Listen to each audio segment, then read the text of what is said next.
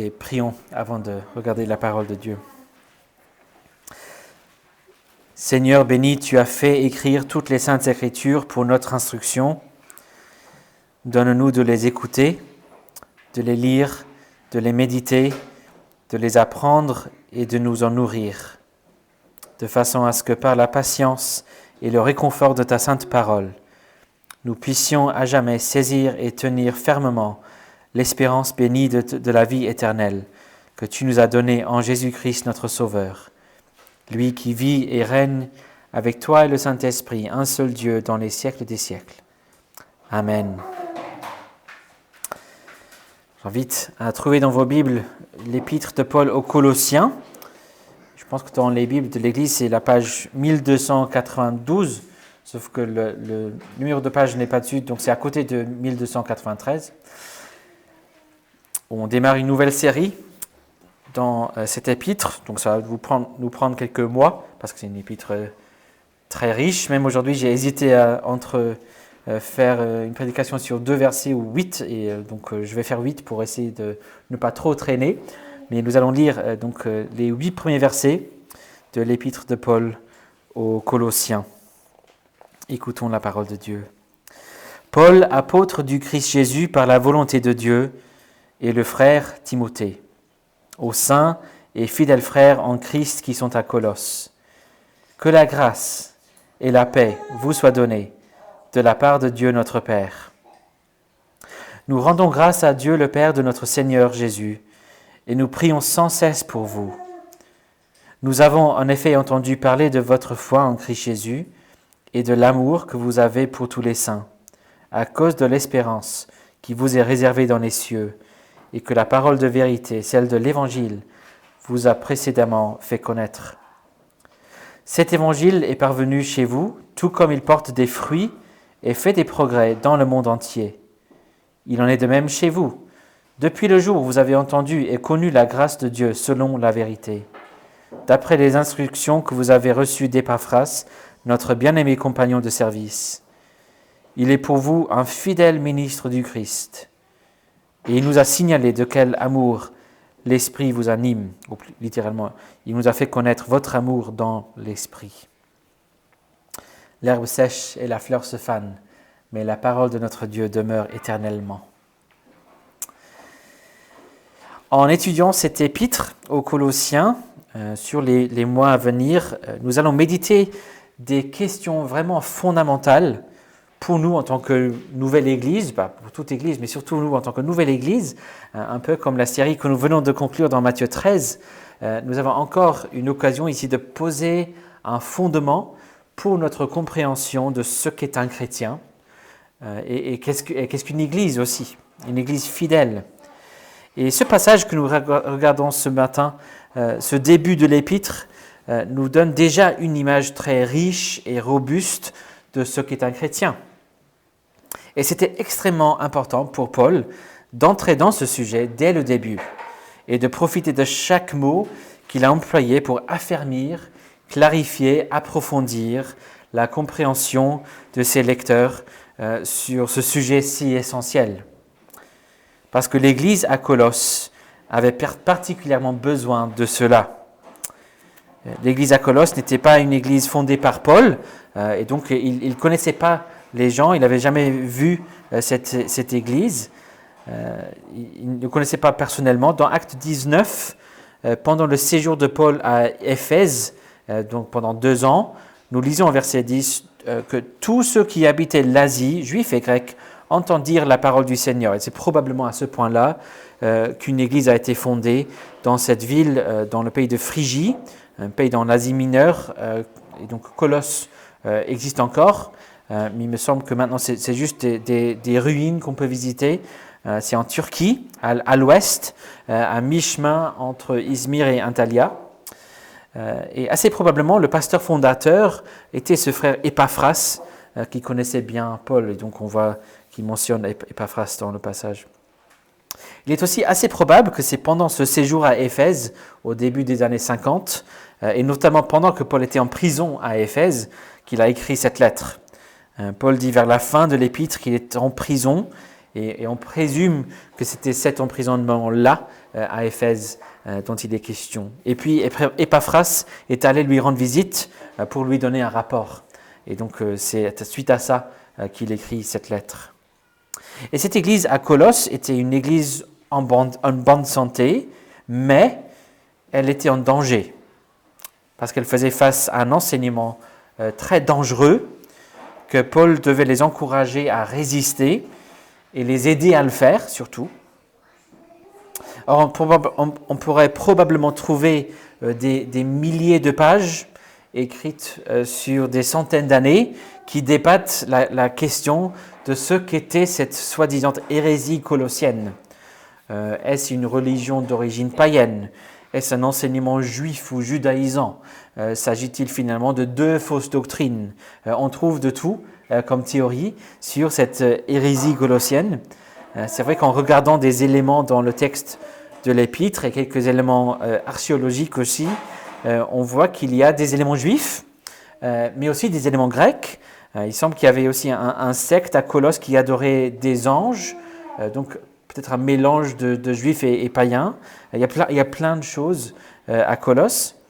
Je trouve très utile et très probablement juste le résumé que donne le commentateur Gregory Bill, qui était aussi un de mes professeurs, dont je suis un peu obligé, mais je trouve juste quand même. Il dit ceci: la fausse doctrine est principalement d'origine juive, bien que certains éléments païens y soient probablement mêlés. Nous verrons que Paul qualifie d'idolâtrie cette erreur doctrinale. L'idolâtrie dans l'Ancien Testament impliquait souvent un mélange syncrétique d'une vision déformée du culte de Yahvé, dans lequel était intégré le culte de Baal ou le culte d'autres dieux païens. Fin de citation. Donc les Colossiens étaient sous pression pour accepter et intégrer dans leur compréhension et leur pratique une fausse doctrine qui était principalement d'origine juive, mais avec des éléments païens et des éléments ésotériques et païens mélangés dedans. Et l'effet de cet enseignement était de donner aux Colossiens l'impression qu'ils étaient insuffisants, ou ce qu'ils avaient dans l'Évangile était insuffisant. Que l'Évangile qu'ils avaient saisi et leur pratique étaient insuffisants. Au verset 16 du chapitre 2, il leur dira que personne ne vous juge ou que personne ne vous disqualifie pour ce que vous faites. Et puisqu'on verra souvent les idées de plénitude et le mot remplir, c'est un mot utilisé très souvent dans cet épître. Et c'est une idée dans l'Ancien Testament, moi, qui était souvent associée dans la Bible avec le temple, la présence de Dieu qui remplit le temple. Le commentateur Bill propose ceci: l'erreur comprend un certain faux enseignement concernant comment expérimenter la présence de Dieu dans le vrai temple céleste. Les faux docteurs ne considéraient pas que le fait d'être en Christ soit une expérience suffisante du temple. Fin de citation. Donc on reviendra à ces détails dans les mois à venir, mais très clairement, ces Colossiens faisaient face à des personnes qui disaient « Vous dites que vous êtes en Christ, mais ce n'est pas assez. Il vous faut plus que ça. Et nous, on vous propose beaucoup plus que ce que vous avez. » Et c'est dans ce contexte-là que Paul écrit cette lettre. Et on verra qu'il ne perd absolument pas son temps. Il est en mode encouragement, édification, dès le premier trait de son stylet, ou celui de son secrétaire en tout cas. Et donc regardons ce qu'il dit ici. Il démarre comme d'habitude, comme des lettres de l'époque, avec son nom, et il y a Timothée qui est avec lui, qui s'associe avec ce qu'il dit. Il affirme qu'il est un apôtre de Jésus-Christ, et cela par la volonté de Dieu. Et c'est donc avec l'autorité de Jésus-Christ qu'il écrit. C'est comme si Jésus-Christ lui-même s'adressait à l'Église. Il s'adresse aux Colossiens en tant que saints et frères.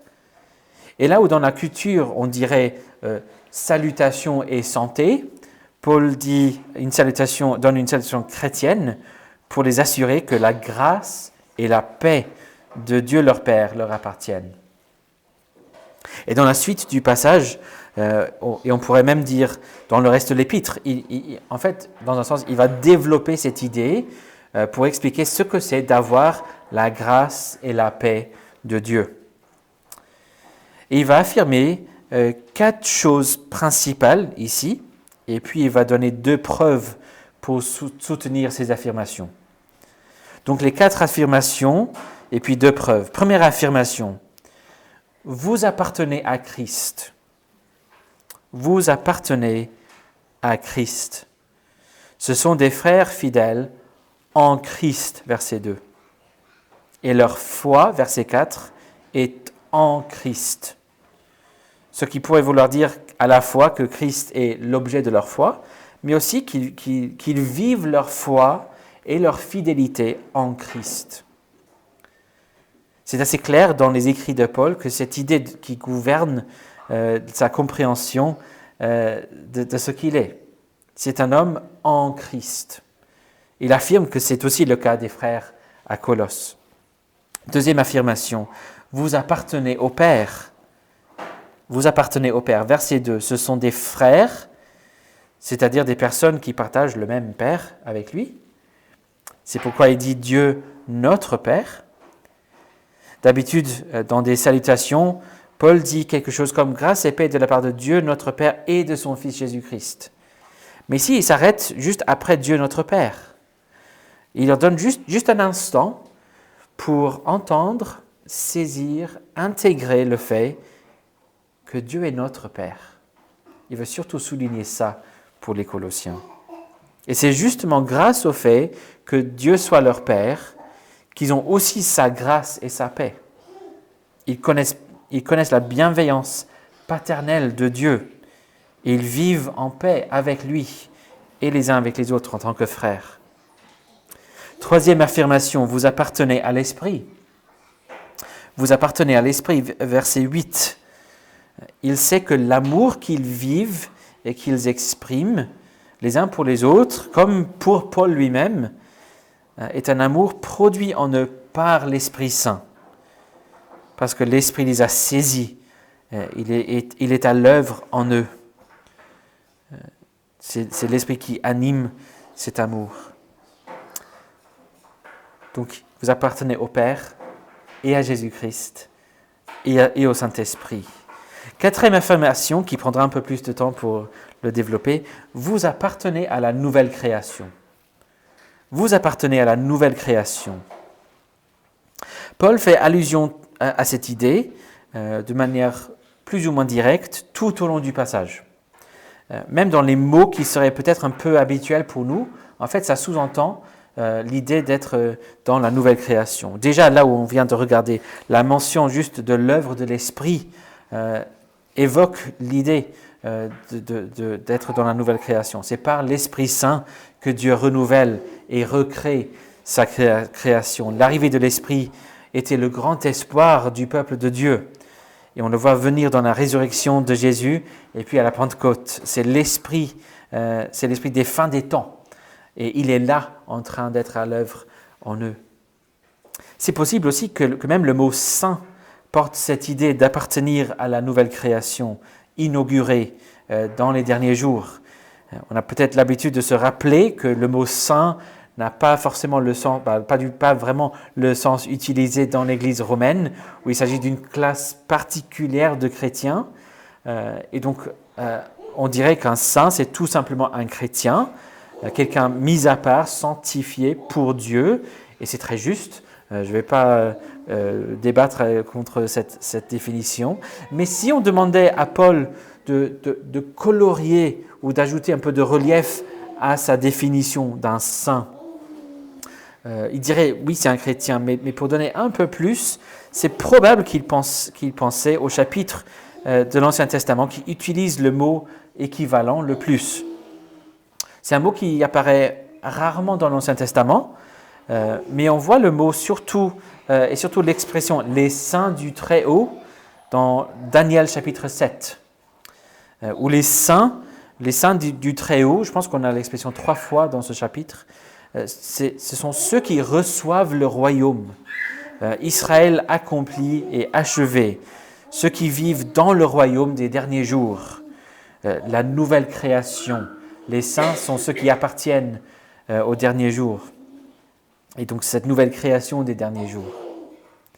Au verset 2, c'est littéralement les saints à Colosse et frères fidèles en Christ. Ces deux expressions. Les saints à Colosse et les frères fidèles en Christ. Ce sont des saints qui appartiennent au royaume des derniers jours, citoyens des cieux, de la nouvelle création, qui vivent pourtant encore à Colosse. Dans ce chevauchement des deux âges, dans ce qu'on appelle le déjà et le pas encore, ils sont déjà des saints, mais ils vivent à Colosse. Et comment ça se fait? Justement parce qu'ils sont en Christ. Ce sont des frères fidèles ou des frères croyants en Christ. Mais on voit ce constat que les Colossiens appartiennent à la nouvelle création de façon plus explicite aussi. Ce n'est pas juste des allusions qu'on tire. Verset 5, il dit très clairement, ils ont une espérance réservée dans les cieux. Ces cieux qui vont descendre pour renouveler toute la terre. Ce que Dieu a promis pour l'avenir et a assuré en Jésus-Christ, c'est ce qu'il réserve pour l'instant dans les cieux. Tout cela appartient à ses frères en Christ. Ils ont une espérance dans les cieux. Et puis verset 6, ils font partie de ce mouvement mondial de la croissance de l'Évangile. Ils ont cette espérance parce qu'ils ont cru l'Évangile qui est en train de transformer les gens partout dans le monde. Ce n'est pas juste eux, c'est même partout. Mais notez aussi le langage qu'il utilise au verset 6. Cet Évangile qui est en train de transformer des gens, je cite, « porte des fruits et fait des progrès dans le monde entier ». Il va utiliser ce même paire de verbes au verset 10 aussi, « porter des fruits » et « croître » ou « multiplier ». Mais est-ce que ça vous dit quelque chose d'autre peut-être? Depuis le commencement de la création, Dieu, ayant créé l'homme en son image, voulait remplir toute la terre de son image, des hommes et des femmes créés à son image. Il voulait remplir la terre de sa gloire, de son image. Et ayant béni le premier couple, il leur a dit, « Soyez féconds et multipliez-vous, remplissez la terre et soumettez-la. » C'est exactement ce qu'il a dit à Noé ensuite, au début d'une sorte de nouvelle création. Dans Genèse 9, « Soyez féconds, multipliez-vous et remplissez la terre. » Mais ce n'est que maintenant que Jésus-Christ, le second Adam, est venu et que nous sommes unis à lui et transformés par son esprit, que nous voyons des gens recréés enfin à l'image de Dieu dans toute la terre. Dieu qui a voulu depuis des millénaires que son image soit fécond et remplisse la terre, non pas uniquement dans le sens de multiplier le nombre d'êtres humains, mais celui de représenter Dieu de manière fidèle sur toute la terre.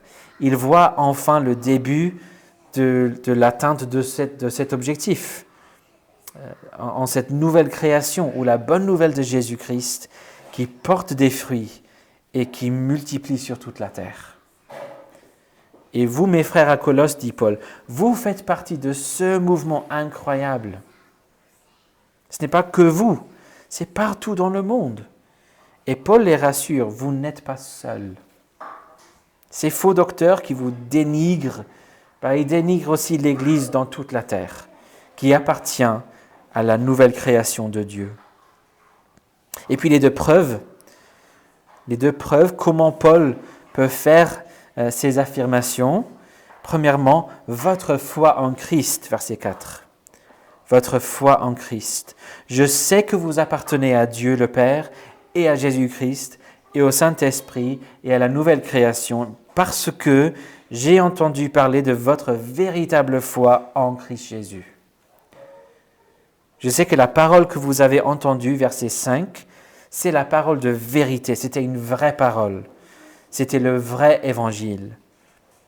Je sais que c'est ça que vous croyez. Je sais, dit-il au verset 6 et 7, que vous avez entendu et cru d'après les instructions que vous avez reçues d'Épaphras. On pourrait fortifier la traduction un peu et dire « Vous avez cru exactement d'après les instructions d'Épaphras. Je sais que vous avez entendu, ce que vous avez entendu est exact. Je sais que ce que vous avez cru est exactement ce qu'il vous a dit.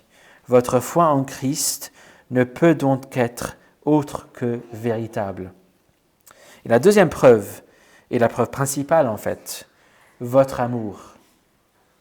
Votre amour, versets 4 et verset 8. Ils s'aiment les uns les autres.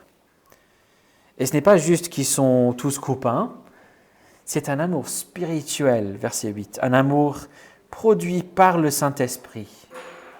C'est un amour qui est produit aussi par leur espérance éternelle dans les cieux. Sur le verset 5, Jean Calvin dit ceci. « Car l'espérance de la vie éternelle ne sera jamais oisive en nous, et ne se pourra faire qu'elle n'engendre dilection en nous. » L'espérance ne sera jamais oisive ou paresseuse en nous, elle va toujours faire quelque chose. Elle ne peut faire autrement que de produire en nous dilection, amour fraternel, spirituel, profond. Ce partage de l'espérance que nous avons en Christ va produire de l'amour en nous par l'Esprit. L'amour est toujours la marque la plus importante de l'authenticité de la foi pour Paul. Il y a bien sûr le fameux chapitre 13 du premier épître aux Corinthiens où tout ce que l'on fait sans amour ne vaut rien. Mais il sait que cet amour est présent chez les Colossiens. Épaphras a pu constater et donner un rapport sur ça. Donc il ne voit aucune raison pour les juger ou les disqualifier ou les dénigrer comme le faisaient ces faux docteurs. Au contraire, il voit énormément de choses pour lesquelles il veut encourager et affirmer les Colossiens et surtout remercier le Seigneur. Verset 3, nous rendons grâce à Dieu le Père. Tout ce qu'il dit, ce n'est pas juste une série de constats, c'est une action de grâce. C'est sa prière continuelle de reconnaissance. Nous rendons grâce à Dieu le Père de notre Seigneur Jésus-Christ et nous prions sans cesse pour vous, ou nous rendons grâce toujours lorsque nous prions pour vous. Paul ne peut pas penser aux Colossiens sans être encouragé et surtout sans le tourner en une prière de reconnaissance au Seigneur. Si donc on devait résumer ce qui se passe ici dans ce passage, on voit que Paul rend grâce à Dieu pour la bénédiction qu'ils ont d'avoir l'espérance céleste de l'Évangile qui porte les fruits de la foi et de l'amour en eux et qui fait des progrès. Et donc si on voulait tirer une leçon de tout cela pour nous aujourd'hui, on voit que tout ce que nous sommes en Christ est tout ce que nous devons être. Et ceci doit faire l'objet d'une reconnaissance perpétuelle. Tout ce que nous sommes en Christ est tout ce que nous devons être. Et ceci doit faire l'objet d'une reconnaissance perpétuelle. On verra dans cette lettre qu'il faut bien évidemment continuer à faire des progrès. Mais les commandements et les appels que nous recevons dans la Bible ne sont jamais de chercher à être autre que ce que nous sommes en Christ, ou plus que ce que nous sommes en Christ. Ce sera toujours de ressembler de plus en plus à ce que nous sommes en Christ. Non pas être plus que ce que nous sommes, mais être ce que nous sommes davantage. Pourquoi aurions-nous besoin de plus que le fait d'appartenir au Père et à Jésus-Christ et à l'Esprit et au peuple de sa nouvelle création, l'Église? Qu'y a-t-il de plus? À quoi bon ajouter quoi que ce soit? Ça reviendrait forcément à la même chose que de diluer ou diminuer tous les privilèges que nous avons en Jésus-Christ. Même avant d'entendre ce que proposent des gens comme philosophie ou pratique ou exigences supplémentaires, de quoi pourrais-je avoir besoin de plus que ce que j'ai déjà en Jésus-Christ? À quoi bon écouter d'autres soi-disant prophètes, À quoi bon prier ou adorer d'autres personnes ou d'autres créatures? À quoi bon chercher à gagner plus par le fait d'accomplir telle ou telle œuvre? Alors, inversement, bien évidemment, si vous n'êtes pas en Christ, si vous ne dépendez pas de lui seul pour la vie éternelle, si vous ne vous êtes pas repenti de votre péché, votre rébellion contre Dieu, pour mettre foi en Jésus seul, vous n'avez rien actuellement. Toutes les richesses du monde, toutes les pratiques religieuses possibles, toute la réussite, tous les efforts ne valent rien si au final, on n'appartient pas à Dieu, le Père, le Fils et le Saint-Esprit, et on ne fait pas partie de son Église, son peuple, son royaume. Mais cet évangile, cette bonne nouvelle de Jésus, qui se répand sur toute la terre, qui porte des fruits, qui fait des progrès, s'adresse encore à vous aujourd'hui. La porte est encore ouverte pour l'instant. Vous n'avez qu'à accepter sa proposition et abandonner toute autre source d'espoir, qui sont des fausses sources d'espoir finalement.